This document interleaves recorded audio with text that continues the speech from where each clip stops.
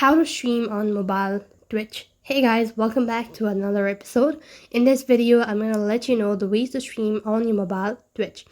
So to stream on Twitch, you just have to follow these simple steps. First thing first, you need to download the Twitch app from your Play Store, and then you need to go ahead and install it. Once installed, log in into your account, and then it's going to take you to this sort of field. Here, what next you need to do is tap the profile at the bottom of the page, and you can find this sort of interface. So what you need to do is you need to go ahead and click on this option that says go live. So if you're able to find this option, press that, and then what next you need to do is just go ahead and allow access to your camera and microphone. You could go ahead and name your stream, select the content category, and choose your camera. Now press the start stream button, and with that you'll have successfully streamed on your mobile.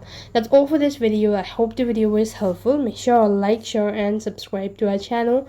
Thank you for watching. See you in our next video.